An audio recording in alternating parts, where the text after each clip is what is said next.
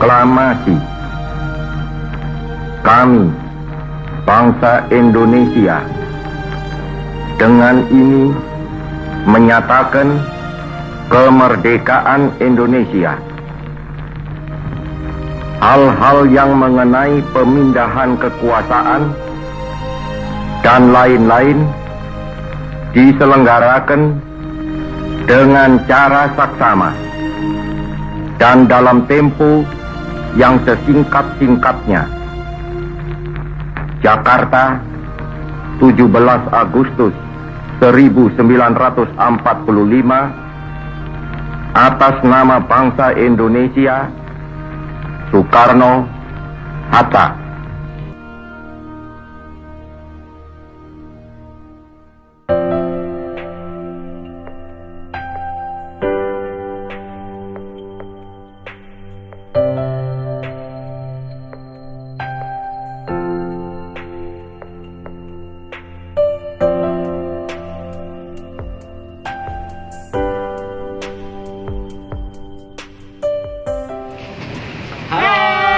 Assalamualaikum warahmatullahi wabarakatuh. Salam literasi, dari yang tidak tahu menjadi tahu.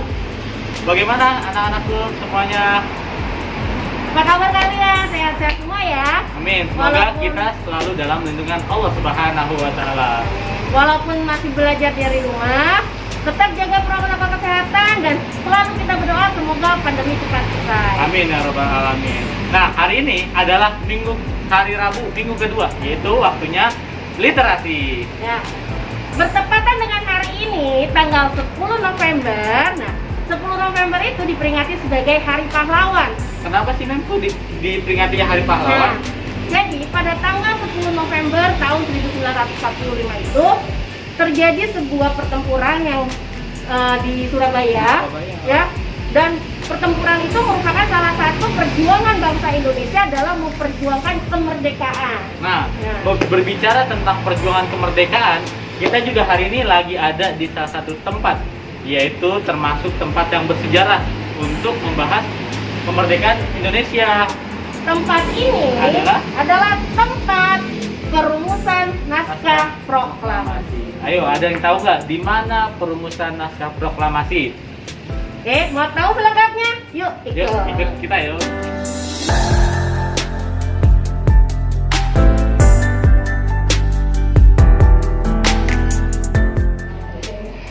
Museum Perumusan Naskah Proklamasi berada di Jalan Imam Bonjol nomor 1 Jakarta Pusat.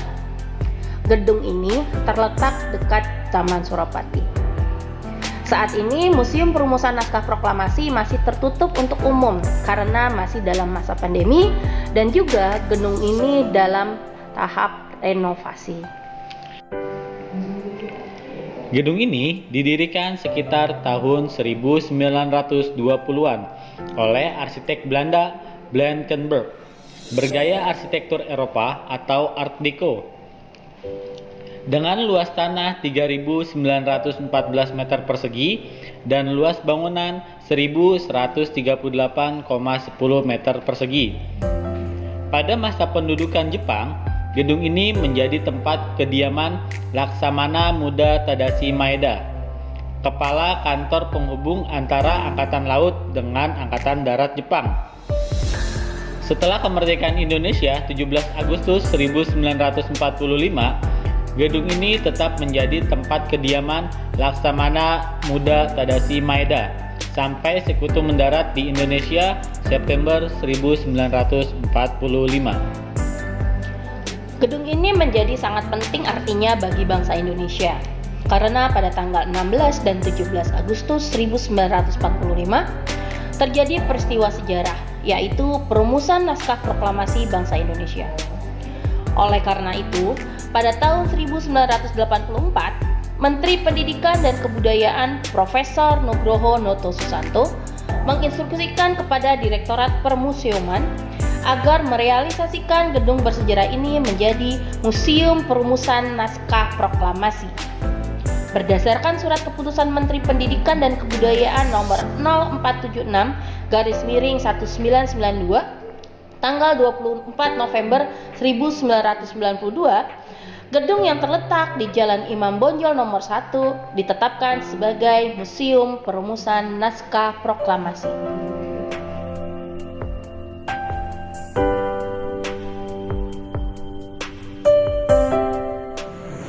Ruangan pertama ini merupakan ruang pertemuan antara para tokoh proklamasi dengan Laksamana Tadasi Maeda. Nah, ruangan pertama ini merupakan ruang pertemuan. Ruang ini merupakan tempat peristiwa sejarah pertama dalam persiapan perumusan naskah proklamasi. Setelah kembali dari Rengas Dengklok tanggal 16 Agustus 1945 pada pukul 22.00 waktu Indonesia bagian Barat, Insinyur Soekarno, Dr. Andes Muhammad Hatta, dan Mr. Ahmad Subarjo diterima di ruangan ini oleh Laksamana Tadasi Maeda. Oh, jadi setelah peristiwa Rengas Dengklok, peristiwa Soekarno diculik oleh golongan muda, berarti langsung dibawa ke rumah Laksamana Tadasi Maeda ini, Mem? Betul, karena terjadi kesepakatan antara golongan muda dengan golongan tua yang isinya bahwa proklamasi kemerdekaan harus dilaksanakan selambat-lambatnya besok harinya tuh, tanggal 17 Agustus 1945.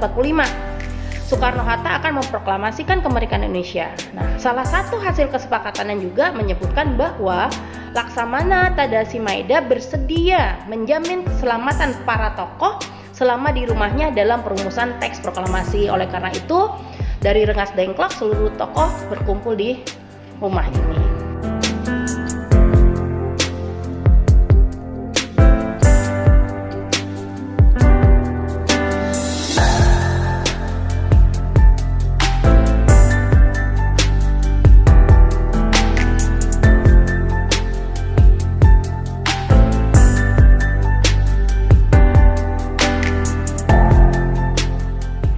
Saat ini Mister sedang berada di ruangan perumusan naskah proklamasi. Nah, di hadapan kita ada diorama para tokoh yang sedang merumuskan teks naskah proklamasi. Nah, Mem Ari, di ruang kedua ini yaitu ruang perumusan. Ruangan ini merupakan tempat dirumuskannya naskah proklamasi. Dini hari menjelang pukul 3 pagi, Insinyur Soekarno, Dr. Andes Muhammad Hatta, dan Mr. Ahmad Subarjo memasuki ruangan ini untuk merumuskan konsep naskah proklamasi. Oh begitu. Nah, berarti penyusunan naskah proklamasi ini berupa tulisan tangan ya, Mister ya? Iya, berupa tulisan tangan seperti yang ada di diorama ini. Ada Insinyur Soekarno yang sedang menulis, lalu di sebelah kirinya ada Mr. Ahmad Subarjo, dan sebelah kanannya ada Dr. Andes Muhammad Hatta.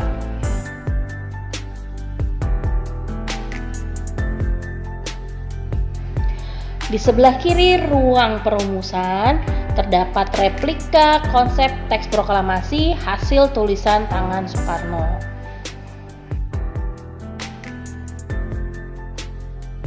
Wah, ini apa, Mem? Ini adalah naskah proklamasi hasil rumusan para tokoh perumus proklamasi, dan ini hasil tulisan tangan dari Bapak Soekarno. Oh, jadi ini tulisan hasil dari Bung Karno? Iya, jadi Bung Karno menulis teks proklamasi hasilnya seperti ini. Nah, untuk selanjutnya kita ke ruang berikutnya, tempat pengetikan teks naskah proklamasi.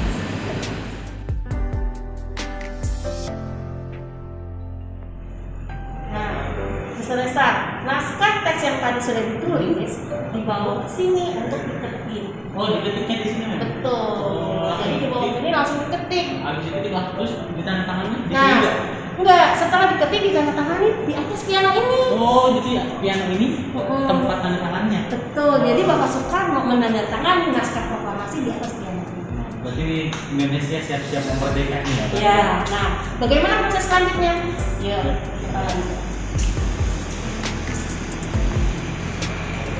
Di ruang ketiga, ruang pengetikan, ya, di tempat inilah setelah terjadi persetujuan dari hadirin, Bapak Soekarno meminta Sayuti Melik untuk mengetik naskah proklamasi. Sayuti Melik mengetik naskah proklamasi di ruang bawah tangga, ditemani oleh BM Diah. Oh, jadi naskah proklamasi ini diketik oleh Sayuti Melik, Mem. Betul. Dan hasil dari ketikan oleh Sayuti Melik ini ya, itu ada beberapa kata ya, hasil tulisan tangan Bapak Soekarno itu dirubah oleh Sayuti Melik. Di antaranya ada kata tempoh itu dirubah menjadi tempo, dan juga tulisan wakil-wakil bangsa Indonesia dirubah menjadi atas nama bangsa Indonesia. Nah, berarti di diorama ini yang sedang mengetik adalah Sayuti Melik, Mem. Betul. Ya, dan sebelahnya adalah BM Dia. Ya, jadi dua tokoh inilah yang secara langsung melaksanakan proses pengetikan. Oh iya, BM Dia ini yang menyelamatkan teks asli naskah proklamasi kan, Mem? Iya, betul. Jadi setelah diketik, teks naskah proklamasi hasil tulisan tangan Soekarno ini sempat diabaikan. Ya, jadi ya dibuanglah seperti itu. Mungkin karena sudah diketik, nah jadi dibuang. Namun oleh BM Dia, teks asli tulisan tangan ini akhirnya diambil kembali dan diselamatkan, dan sekarang sudah tersimpan bersama dengan Bunda Pesaka lainnya. Nah, bisa Cesar. Inilah naskah proklamasi yang sudah tadi ditandatangani. Oh, jadi setelah tulis tangan terus diketik, ditanda tangan, ini hasilnya, Mem? Betul ya. Jadi inilah naskah proklamasi yang dibacakan pada saat proklamasi kemerdekaan Indonesia dan juga dibacakan pada saat HUT kemerdekaan Indonesia. Ini hanya contoh ya, ini bukan aslinya. Bukan aslinya, yang aslinya udah disimpan. Iya, Kalau betul. ini bentuknya aja. Oh iya. Berarti selanjutnya, Mem?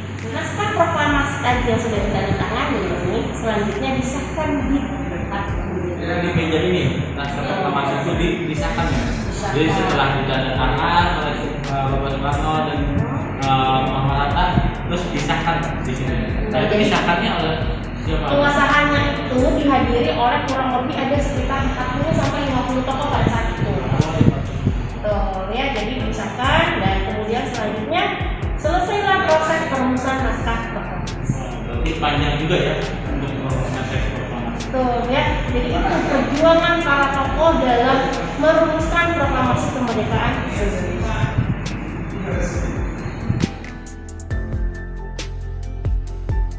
Nah, sekarang yang terakhir adalah ruang keempat, yaitu ruang pengesahan. Ruangan ini merupakan tempat disetujuinya konsep naskah proklamasi oleh seluruh hadirin yang datang, kurang lebih 40-50 orang, serta tempat disahkannya naskah proklamasi yang ditandatangani oleh Insinyur Soekarno dan Dr. Andes Muhammad Hatta atas nama bangsa Indonesia. Peristiwa ini berlangsung menjelang subuh Jumat 17 Agustus 1945 bertepatan pada bulan suci Ramadan. Setelah selesai disahkan, apakah teks itu langsung dibacakan, Mister, di tempat yang sama juga? Atau bagaimana? Oh enggak, setelah disahkan, akhirnya Insinyur Soekarno dan Dr. Andes Muhammad Hatta kembali ke rumahnya masing-masing, dan naskah tersebut, proklamasi tersebut dibacakan di kediamannya Insinyur Soekarno pada jam 10 pagi. Oh begitu, jadi tempat yang berbeda lagi ya.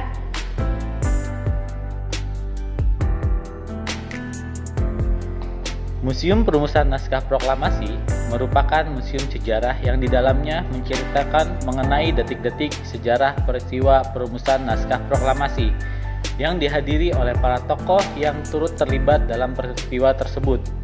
Oleh karena itu, dalam pencarian dan pengumpulan data sejarah dapat terkait mengenai peristiwa tersebut ataupun mengenai para tokoh yang hadir. Mengapa rekam jejak para tokoh mendapat porsi penting dalam pengumpulan data yang dilakukan oleh Museum Perumusan Naskah Proklamasi? Hal ini dikarenakan kehadiran para tokoh bukanlah suatu kejadian yang kebetulan. Terdapat proses panjang yang menjadikan para tokoh tersebut dapat berkumpul dalam suatu peristiwa maha penting dalam terbentuknya negara dan bangsa Indonesia. Tokoh-tokoh yang telah berjuang dengan cara dan kemampuan masing-masing akhirnya dipertemukan dalam peristiwa perumusan naskah proklamasi 16 Agustus 1945. Tokoh itu dia.